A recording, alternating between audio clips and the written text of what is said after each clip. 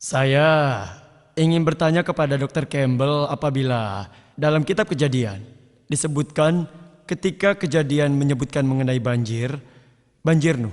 Kejadian menyebutkan bahwa air menutupi permukaan bumi, semua ciptaannya dan semua gunung dan semuanya.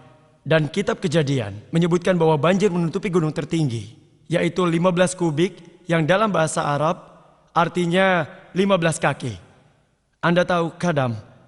Kita tahu bahwa gunung tertinggi di dunia bukanlah setinggi 15 kaki. Anda tahu tingginya lebih tinggi dari 15 kaki. Jadi bagaimana mungkin dalam kitab Kejadian disebutkan bahwa air menutupi semuanya, tiap gunung di muka bumi, dan yang tertinggi hanya 15 kaki?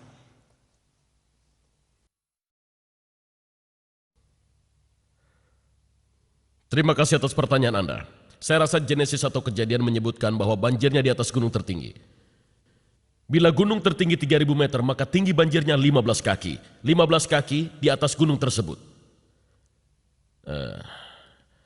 Namun demikian, Pak William Campbell, Maaf saudara, kami tidak mengizinkan pertanyaan apapun pada saat proses tanya jawab sedang berlangsung. Jangan memberikan pertanyaan bantahan. Biarkan pembicara memberikan jawabannya dengan cara apapun yang dipilihnya. Terima kasih. dan saya meneliti hal tersebut dalam Al-Quran, saya pikir hal tersebut sebenarnya akan dipahami melalui sudut pandang yang sama. Karena hal tersebut disebutkan dalam surat 11 ayat 40, sumber-sumber mata air di bumi mengalir dengan deras keluar dan gelombangnya seperti gunung. Dan kemudian disebutkan di tempat-tempat yang memberikan daftar nabi-nabi, tidak ada nabi sebelum Nuh. Dan saya juga mengetahui Adam barangkali adalah seorang nabi.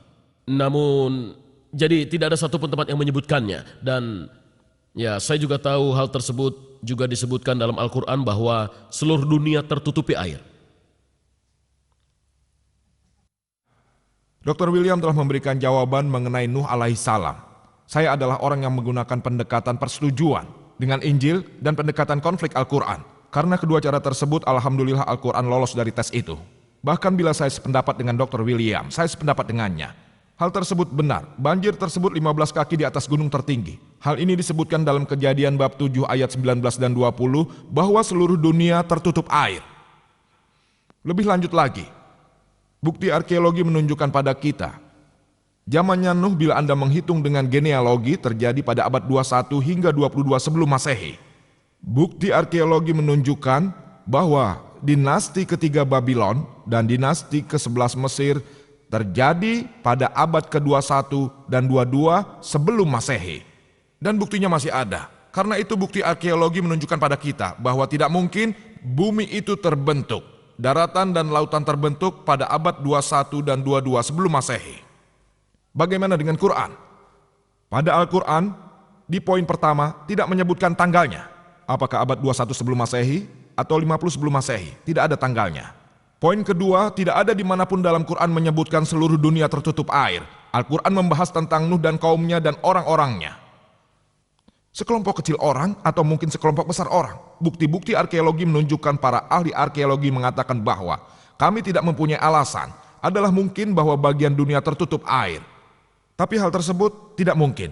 Jadi alhamdulillah, Al-Quran cocok dengan penemuan-penemuan arkeologi terakhir. Tapi Injil tidak.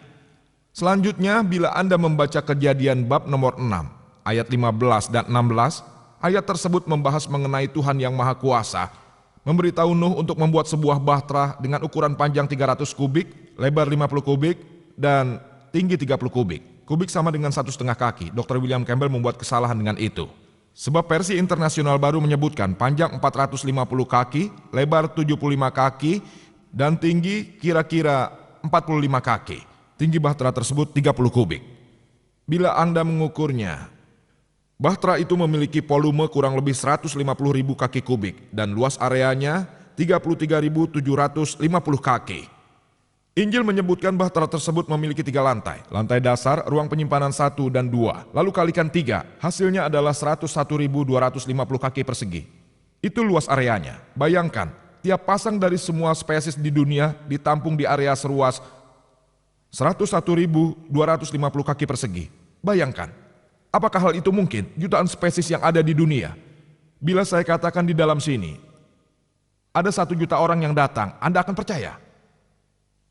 Saya ingat, saya rasa tahun lalu saya berceramah di Kerala. Di sana terdapat 1 juta orang. Itu adalah seminar terbesar yang pernah saya hadiri. 1 juta orang. Saya tidak dapat melihat bagian belakangnya.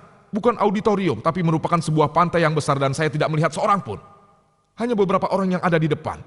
Itu adalah semuanya. Bandingkan dengan 1 juta orang. Bila Anda melihat rekaman, Anda bisa menyadari 1 juta orang. Agak mirip dengan Arafat. Anda bisa lihat 2,5 juta di Arafat.